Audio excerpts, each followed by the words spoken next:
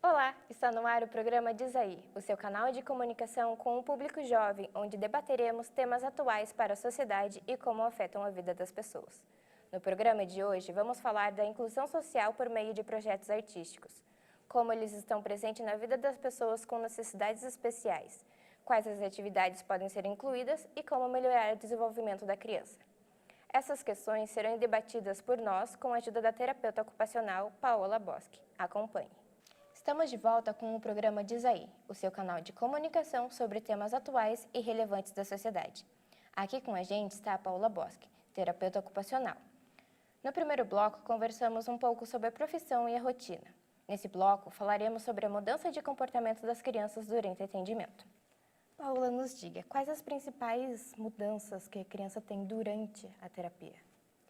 Então, essa é uma pergunta difícil de responder no sentido de eu te garantir quais são essas mudanças, né? Então, cada criança ela é única e ela tem um processo dela, né? Então, de acordo com a evolução, tudo isso influencia desde um ambiente externo, né? A casa, a escola e a terapia.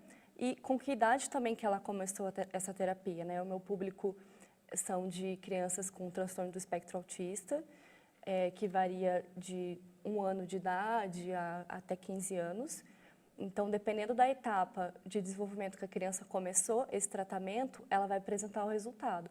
Então, quanto mais tardio, mais demorado aparecer essa mudança de comportamento, né? E os resultados demoram mais a aparecer. Uhum. Então, crianças menores, a gente consegue ver essa evolução muito mais rápida, né? Então, por exemplo, eu posso te dizer que uma criança que foi diagnosticada com até 2 anos, ela consegue adquirir habilidades com muito maior facilidade do que crianças que já foram diagnosticadas lá pelos 6, 7 anos, que a neuroplasticidade já encerrou, né, que é após os 3 anos. Então, até durante esse período, os ganhos são mínimos, né? Então, a gente vai ganhando as habilidades de pouco em pouco, o processo ele é lento, né? E ele não tem uma data, né? Como eu comentei anteriormente, para terminar. Então, a gente precisa fazer, então, dentro da minha análise, né, eu faço uma análise para identificar quais são os principais pontos que eu devo fazer a intervenção. Então, eu vou identificar qual é a prioridade também dos pais, isso é sempre alinhado. Então, de repente, se uma criança tem um comportamento agressivo na escola, e isso é o que está prejudicando ele dentro da ocupação dele dentro da escola. Então, essa é a prioridade. Eu tenho que levar em consideração a prioridade do pai, não só da criança. Sim. Então, eu vou avaliar o que essa criança precisa, o que está desencadeando esse comportamento e como que a gente vai fazer para modificar isso, né? Então, há um trabalho também em conjunto, sempre tem que estar essa tríade, né? A escola, a terapia e os pais, para que a criança também entre dentro de uma linha de raciocínio, que todos conversem, falem na mesma língua, para que ela desempenhe melhor, né, e consiga ter essa evolução, né? Sim. E quais atividades, brincadeiras que você faz com essas crianças? Então, o foco é sempre no lúdico, no brincar, porque a ocupação da criança, se você pensar até os 10, 12 anos, a criança brinca, né? Depois dos 5, 6 anos vai para a escola, mas crianças que não brincam, por exemplo, é uma situação que pode trazer um problema futuramente, porque é dentro da brincadeira que ela vai adquirir as habilidades que ela precisa para a vida toda. Então, é muito comum, às vezes, crianças que não dão função a um carrinho, a uma boneca, eles não sabem o que fazer com aquilo. Então, se a criança não sabe utilizar um carrinho, como que ela vai saber como que usa uma colher para comer? Então, assim, a brincadeira, eu sempre brinco dentro da necessidade da criança. Então, crianças que já têm um desempenho melhor dentro do brincar, por exemplo, tem o lúdico, tem o simbólico, eu já parto para a parte de atividades de vida diária. Então, ela precisa começar a desempenhar a comer sozinha, por exemplo, ou a se vestir sozinha. Então, o que eu vou fazer? Eu vou estimular isso dentro da terapia, com atividades, por exemplo, vamos supor que ela está com uma dificuldade na escola, né? Uma atividade grafomotora, ela tem um problema de motricidade fina. Então, o que eu vou fazer? Eu vou trazer atividades que ela tenha que desempenhar esses movimentos que ela vai adquirir depois. Não vou trazer um papel onde ela vai precisar escrever, mas vou trazer um Lego que ela precisa fazer um movimento de pinça e que depois vai remeter a caneta, o lápis. Então, é todo um processo, porque a criança, para ela se engajar e para ter resultado no tratamento, é importante trazer essa questão do lúdico e da brincadeira, até pelo resultado do engajamento da criança mesmo, né? Entendi. Bem interessante, né? Sim, e também eu trago muitas vezes assim, crianças que estão indo no período pré-escola, é interessante você já começar a introduzir questões pedagógicas, né? Então, traz a pintura, traz o desenho, são coisas que criança gosta. Então, a gente tem que já ir modelando a questão da pega, da pinça, né? Porque a criança geralmente ela pega, faz pressão palmar e não dá uma função, ela acha que o lápis é só para rabiscar.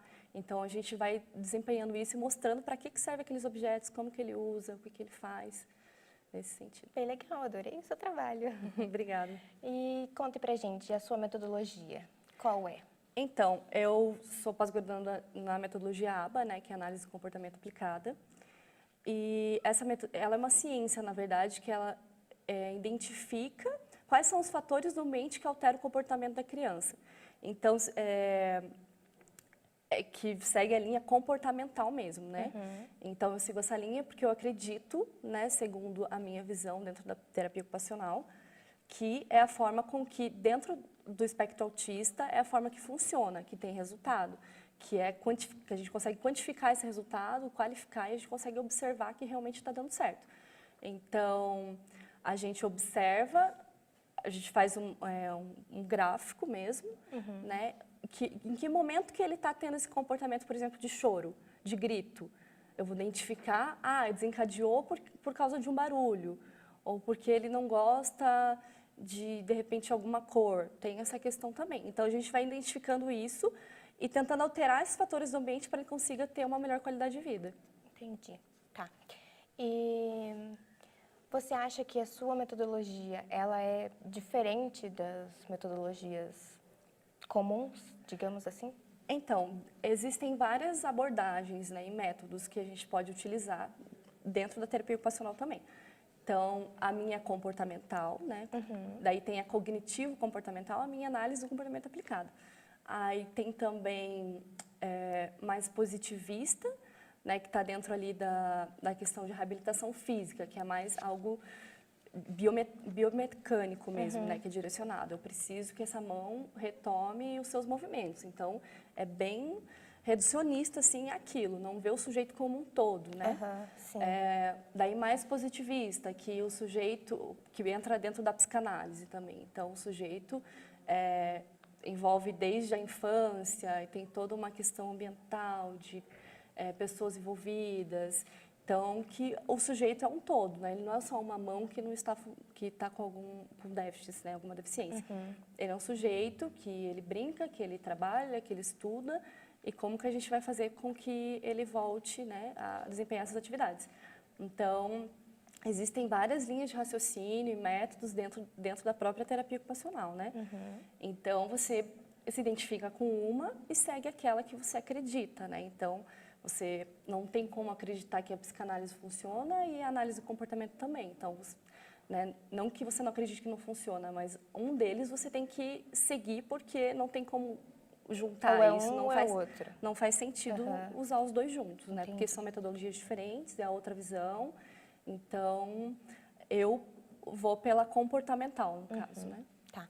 Você disse que a escola é muito importante. Na sua opinião, você acha que o sistema de ensino tradicional é acessível? Então, existem leis, diretrizes que estabelecem e fornecem subsídio para que haja a inclusão, mas não que de fato aconteça. É obrigatório ter uma criança, né, ter esse espaço para essa criança estar na escola? Sim, é obrigatório e a escola tem que fornecer essa vaga para essa criança. Sim. Mas eu acho que não tem investimento para a capacitação dos professores para isso. E não só dos professores, mas de todos os funcionários em si. Então, eu acredito que isso deveria ser melhor investido, né? Não só você incluir, você tem que saber ensinar as pessoas como incluir, porque o que acontece é que a criança está na escola, mas ela está lá num canto, sozinha, e não interage com ninguém, os professores não sabem como lidar, então ela não está sendo incluída, né? Ela está dentro de um ambiente que ela é excluída, certo? Então isso não é inclusão. Então é um problema que tem muito ainda na questão pública, né? Na rede pública. Escolas particulares tem uma forma diferente, né? Porque geralmente os pais têm mais condição, então ele pode pagar um tutor, ter esse subsídio para a criança, né? Porque o que acontece na escola pública é que tem um professor para 30, 40 crianças, né? Imagine num maternal, por exemplo, que são crianças de 1, 2 anos. Como que a professora vai ficar exclusiva para uma criança só? Então, e daí para você ter uma tutoria, você tem que entrar com recurso na justiça, isso demora muito tempo. Enquanto isso, a criança está ali sem nenhum subsídio, está ali largada. Então, essa é uma questão que deve ser melhor vista, assim, sabe? No sentido de incluir de fato, não só ter uma lei, uma diretriz que diz que você tem que incluir, mas não diz como você fazer isso, né? O segundo bloco do nosso programa fica por aqui. Agradecemos a participação da nossa entrevistada, Paola Bosque, terapeuta ocupacional. Eu que agradeço, Carol, pela oportunidade de poder falar sobre esse assunto, que ainda é muito desconhecido, né, por todos. Mas obrigada pela oportunidade. Voltamos já com a entrevista com o Ronaldo Coim, criador do aplicativo Jade Autismo, que ajuda no diagnóstico e desenvolvimento de crianças autistas. Fique ligado. Olá, Ronaldo, tudo bem? Obrigada por nos considerar essa entrevista. Nos conte um pouco mais sobre você e seu filho, quando ele foi diagnosticado com esse transtorno e se o comportamento dele era diferente das outras crianças. Certo. Começou, no caso do Lucas, foi até bem cedo do que eu acho que era a maioria dos outros pais. Ele tinha perto de 2 anos de idade. Na verdade, foi a própria escola dele, que ele já estudava. Ele entrou na escolinha muito cedo. E aí, com próximo de 2 anos, a escola chamou a gente para falar que ele tinha alguns comportamentos que podia levar a crer que ele pudesse ter algum traço do espectro do autismo. Que era, basicamente, ele ter muita fixação em objetos e alinhar objetos, carrinhos, esse tipo de coisa. Pouca afinidade naquele momento ele tinha para as crianças, ele preferia, na verdade, pegar os brinquedos e ir para o canto da salinha e ficar lá brincando e não queria que ninguém chegasse perto. Era basicamente isso, e isso já é um alerta que geralmente se tem para crianças desse tipo. E aí como a gente descobriu cedo, a gente pôde fazer uma intervenção cedo no caso dele, que fez toda a diferença no nosso caso. Entendi, tá. E como que é a rotina de vocês, assim, ele se interessa por brincadeiras ou alguma atividade diferenciada?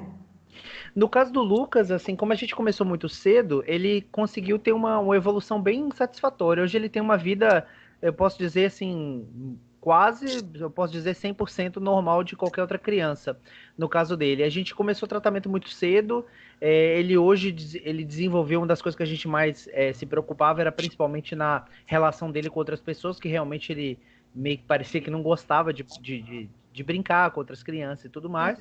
Hoje ele tem amigos, normal, assim, brinca normal com as crianças e tem afinidade. Às vezes a gente até tem que brigar, porque tipo, em elevador, ele agora tá numa onda de falar com qualquer pessoa. Tipo, aí entra e fala, quantos anos você tem? Com qualquer pessoa que estranha que aparece, né? Então, na verdade, hoje o problema é o contrário. Mas foi basicamente isso aí que aconteceu. Que fofo, muito fofo. E quando que você resolveu desenvolver o aplicativo Jade Autism? Assim? Isso. Então, foi no meu, na verdade, eu faço faculdade de ciência da computação aqui em Vitória, no Espírito Santo, e já era para ter terminado até um pouquinho antes, mas o meu TCC eu estava bastante confuso no que tema que eu poderia escolher para fazer, e vários temas que eu tinha pensado não foram aceitos pela coordenação. Aí me deram a ideia de fazer como alguma coisa voltada para o autismo. E como o Lucas gostava muito de jogos, eu tive a ideia de fazer algum jogo que pudesse trazer alguma coisa diferente não só para ele, mas como para outras pessoas, assim. Mas eu não pensava nada muito grande, não, para ser sincero, assim. Eu só queria me livrar daquela fase negra que é o TCC, que eu não sei se vocês já passaram, mas vão passar, com certeza. Estamos passando. Pois é bem interessante essa parte, né? E aí foi um ano de muito estudo principalmente na área de psicologia, que não é a minha área, faço faculdade de ciência da computação. Eu procurei apoio principalmente aqui na PAI de Vitória, que tinham profissionais lá que me ajudaram a fazer testes e me dar algum know-how de algumas coisas. E foi muito legal porque eu pude testar em campo a ferramenta e aí eu consegui apresentar o TCC. O TCC não tirou uma nota muito alta, meu TCC, eu tirei 6 no meu TCC, porque foi considerado muito da área de psicologia e muito pouco da área de tecnologia. Uhum. Mas aí o curioso é que, tipo, no mês seguinte que eu apresentei, o Jade foi indicado a um prêmio na USP chamado Campus Mobile, do qual eu fui campeão com o Jade, e dali muitas portas se abriram. Isso tem um ano e pouco só. E ali praticamente minha vida toda mudou a partir dali, muitas portas se abriram e, enfim, a gente está indo até para fora do Brasil agora, a partir do mês que vem, para mostrar o Jade lá fora. Meus parabéns! Meus Legal. parabéns! Muito legal. E o seu filho aprovou o Jade? Sim, ele jogou bastante, principalmente no início, ele fazia os testes comigo. No caso do Lucas, o Jade, ele não é tão eficiente como em outros casos. O Lucas entra naquele percentual de autistas com um intelectual muito, muito avançado. Eu tenho noção, ele com 2 anos e pouco, ele já sabia ler. Então, ele joga jogos de lógica para adulto hoje em dia. Então, o Jade, ele já jogou tanto que hoje em dia raramente ele pega aqui para jogar. Porque ele prefere jogos que até eu tento jogar os jogos que ele joga e eu não consigo muitas vezes jogar porque são jogos bem difíceis. Ele hoje tem 5 anos, ele já é alfabetizado em inglês e português, sabe ler e escrever. E ele adora matemática, então com certeza ele vai ser um desses moleques aí que passa tipo, em primeiro lugar em alguma federal aí desse, provavelmente é o que vai ser. Mas sem pressão, assim, não é nenhuma pressão nossa, não, porque ao contrário de mim, ele gosta de estudar. Ah, mas que legal, bem bacana isso. Legal. Tá, e quem mais pode ter acesso? Pode se encontrar no Android, iOS, o A aplicativo? Android, a gente já tem 26 mil usuários hoje em dia no Android. O iOS a gente não tinha lançado, a gente vai lançar agora no final de maio, a gente está em produção nesse momento. A gente escolheu o Android, na verdade, no início, foi mais uma coisa bem assim voltada para o social, porque os aplicativos que tinham, os poucos aplicativos que tinham, eram voltados principalmente para iPhone. No Brasil, 75% dos usuários de smartphones são Android, né? Acredito que por ser mais barato e tudo mais, né? E você não tem um caso de autismo só em pessoas com dinheiro, você tem caso de autismo em classes mais baixas. Percentualmente, tem muito mais autistas de baixa renda do que de alta renda. Então, a gente sempre, do início, foi tentar atingir o máximo número de pessoas possível e colocar o aplicativo de graça. O aplicativo é totalmente de graça. E agora também quem tiver iPhone vai poder usar também, mas a gente vai continuar o aplicativo de graça. A gente vai continuar cedendo sem precisar ter que ter alguma contrapartida das famílias para poderem usar. Legal. Tá. Uma última pergunta para você. Claro.